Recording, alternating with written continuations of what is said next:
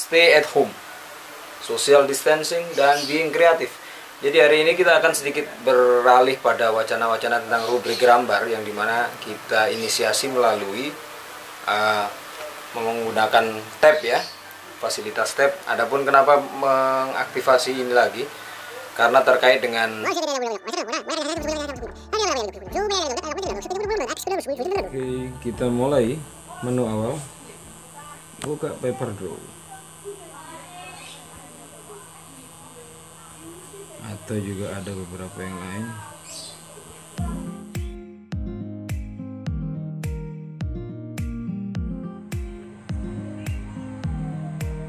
Nah, Rubaiyah itu kan Rubiah ada pulau jadi nama pulau. Rubiah kan uang Emirat.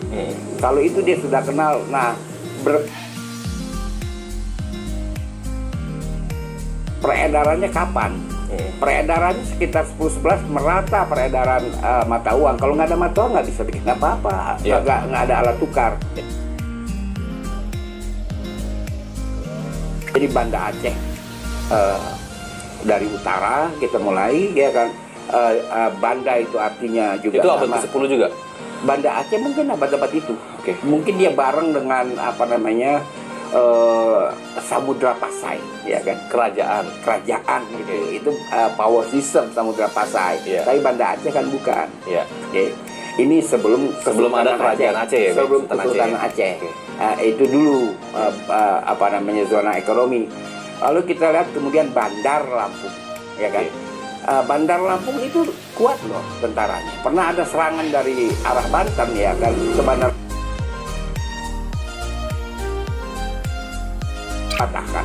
Berarti tentaranya kuat. Padahal nggak ada kerajaan di situ. Nggak ada. Tapi ada sesuatu, ada kekuasaan lain. Iya, ada. Dia nggak memerlukan zona ekonomi. Itulah zona ekonomi. Kalau kita lihat juga istilah sah bandar itu masih dipakai, ya kan, di kelembagaan resmi pemerintah daerah. Iya, sampai sekarang di perhubungan laut masih sah bandar. Masih sah bandar. Iya, oke.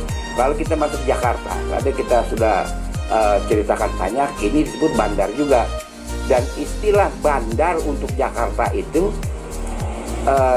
data referata adalah sebagai data referata, memori yang diingat terus menerus. Yang mencetuskannya adalah Ismail Marzuki, ya. Dia mengarang lagu Bandar Jakarta.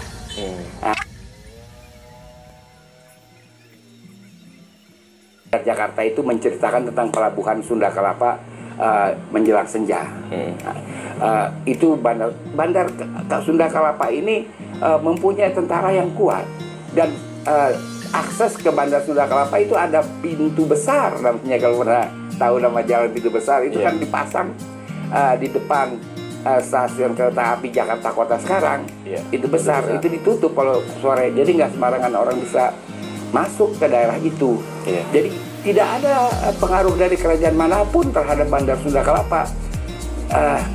Kalau ada cerita tentang Fatahillah, dia kan 1540, dia tidak ke daerah bandar, dia cuma ke daerah Jalan Kunir. Jalan Kunir jauh dari bandar. Dia 1540, dia membakar pasar pisang, ya kan. Kemudian dia dihalau. Lalu yang disebut-sebut tentang Pangeran Jayakarta itu kan di Gang Boncel. Dia bikin istana gubuk. 1610 dia bikin istana gubuk di Gang Boncel. Gang Boncel itu daerah Pejagalan. Sekarang bekas istana gubuk dia dijadikan taman bermain. Itu juga digebah juga. Jauh kan dari Pejagalan ke Bandar Kelapa kan 5 km. Di luar itu, jadi nggak terjamah ini. Kita melompat kepada perang.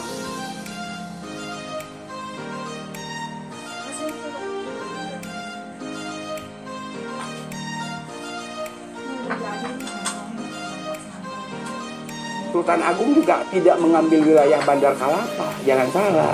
Dia di stasiun kereta api Beos di Pulau Untung Jawa, tidak mengambil wilayah kawasan zona ekonomi ini. Tidak, itu terlalu kuat, saya sudah tidak mengerti, ya. Saya tahu bahwa ada perjanjian internasional, ya, yang mengikat keberadaan Pelabuhan Kelapa, yaitu perjanjian Portugis dengan Kerajaan Sunda, ya kan, di mana ikut tanda tangan Waiso dan rekannya yang namanya Mundari, ya kan.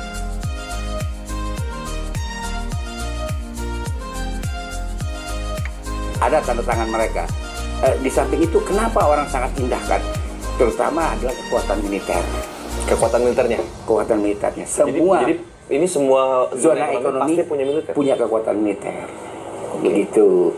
Nah, lalu kita bicara lagi tentang Semarang, sudah tadi kita singgung. Kalau dia kekuatan militer dari Kerajaan Demak yang pada waktu itu adalah dikuasai atau didirikan oleh orang-orang Melayu Delhi. Itu ada faktanya di relief Borobudur, ya kan? Dan Demak atau Dama itu kan artinya jadi adalah Demak ini sebenarnya masuk di wilayahnya Melayu Delhi.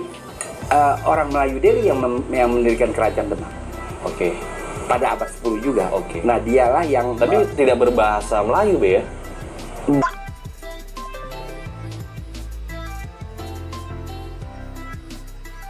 Kalau di daerah pelabuhan bahasa Melayu. Itulah salah satu jasa dari zona ekonomi ya. Kita ambil sebut saja misalnya dari Bandar Aceh, Bandar Lampung, Bandar Sunda Kelapa, Samarang, Pasuruan, kemudian Banjar di Kalimantan, lalu Amurang, Pinrang, lalu Saparua dan Banda Neira, itu orang berbahasa Melayu. Persebarannya bahasa Melayu adalah di tempat transaksi bisnis. Iya, ini orang-orang Melayu ya, Be, ya? Orang-orang Melayu. Termasuk Betawi juga Melayu. Melayu. Oke. Seluruh daerah zona ekonomi dari Banda Aceh sampai Banda Neira orang berbahasa Melayu. Jadi ini menarik kalau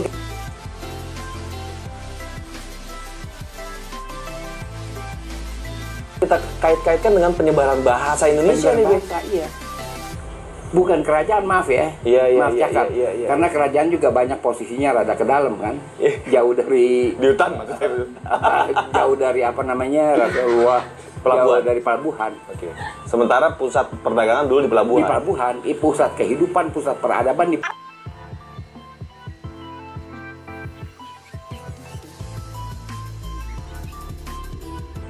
pelabuhan. Di setiap pelabuhan itu mesti ada penari-penari terkenal kan. Mesti ada. Jadi kita lagi daerah majunya biasanya di setiap pelabuhan itu lah ya, Be. Iya. Jakarta gitu ya. Dan sisa-sisanya masih ada. Kalau kita melihat di Saparua, apalagi di Banda Neira, di Jakarta juga kan masih ada kantor Sabandar kan di Jakarta.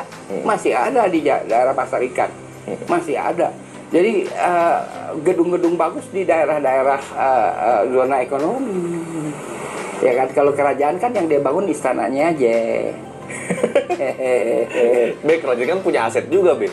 Apa ya? Ya, istananya, terus kantor patihnya mungkin, atau apanya gitu. Oh, itu nggak jelas ya. Nggak ada, kita susah cari litografinya, yang ada istana aja. Nah, lalu kita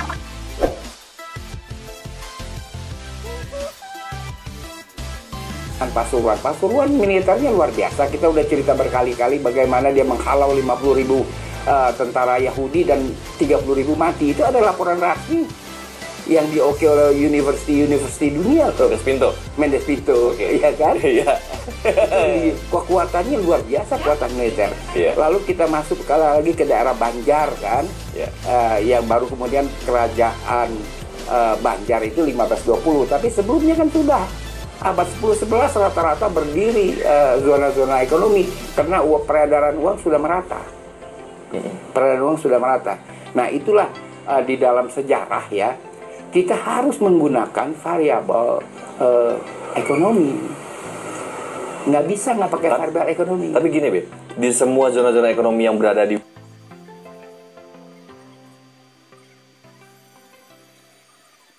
wilayah Indonesia ini, mungkin termasuk di Malaysia kali, Be, ya? Oh, dia ada zona ekonomi. Ada zona ekonomi juga? Ada. Itu ada keterkaitan nggak di situ? Oh, ada. Malaka, ya kan? Malaka. Di sini ada Ruang Malaka, jangan salah kan? Ada Ruang Malaka, ada Rorotan Malaka. Rorotan artinya keturunan. Ada perdagangan yang terjadi di situ? Ada dong. Apa hanya perdagangan yang terjadi di situ? Ada nggak level koordinasi di situ, Be? Koordinasi, hubungan bahasa, kesatuan, rasa persatuan kan ketika Kuala Terengganu diserang oleh Yahudi kan kita membantu. Oh iya, oke. Iya. Itu ada. Di situ maksudnya, Be, ya? Iya. Bagaimanapun juga kapal-kapal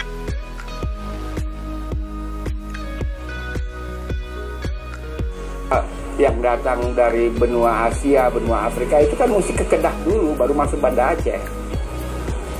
Oh, itu jangan-jangan hubungannya antara Malaysia dan Indonesia? Oh, erat. Ke Kedah dulu, kapal-kapal itu singgah Kedah, ya kan, setelah Kedah barulah mereka pergi Banda Aceh, lalu turun ke sekujur Sumatera. Itu. Nah, kita lanjut ke Banjar ya, 1520 baru ada kerajaan, dan luar biasa kekuatan daya tahan orang-orang Banjar 50 tahun loh berperang pada pertengahan abad 19. Nggak murah perang, Be. Oh, itu nggak murah. Dari mana? 50 tahun loh. Iya.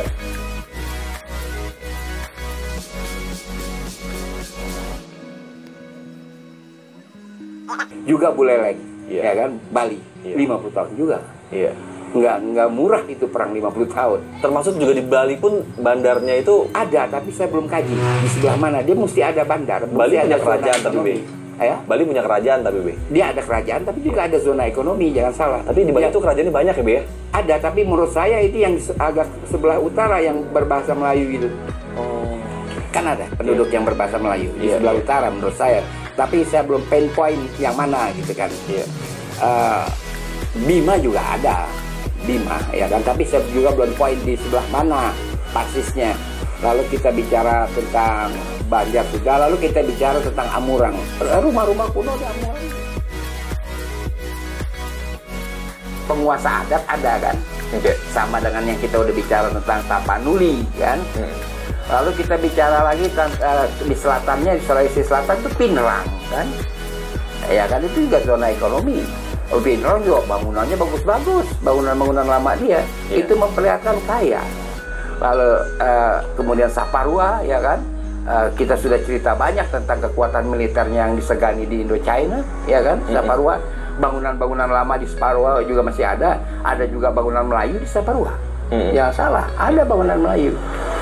Masih dipelihara dengan baik. Jadi penyebaran Melayu itu luar biasa sebenarnya, Be, ya, di wilayah Indonesia ini, Be ya. Iya. Nah, kalau misalnya gini, Be. Pertanyaan saya itu di mana sih awal mulanya bangsa Melayu itu, Be? Kalau kata Melayu kan dari Malaiur ya, dari Iya. provinsi utara Kambodia. Malaiur, Ur itu artinya tanah. Melei, tanah Melei. Oke. Tanah Melayu lah. Oke. Nah, perkataan Melayu itu dari situ. Kemudian dari mana ras Melayu di Awalnya terbit, saya bapak kira ibunya ini di mana? serentak. Kita sulit mencari genre awalnya, kita sulit lah. Oh, belum ada data yang pasti, Be ya? Belum ada yang pasti. Oke. Susah kita mencari genre awal. Padahal sebenarnya Melayu ini kalau kita hitung-hitung, Be, dari semua cerita sejarah yang ada, sebenarnya Melayu termasuk ras yang menakutkan di dunia loh, sebenarnya, Be. Dan jangan salah, di Melayu kan juga ada wayang. Tapi nggak memainkan Mahabharata. nggak main. Dia di Palembang Dermuluk kan nggak mainkan itu wayang senggol atau wayang apa di Malaysia kan ada wayang.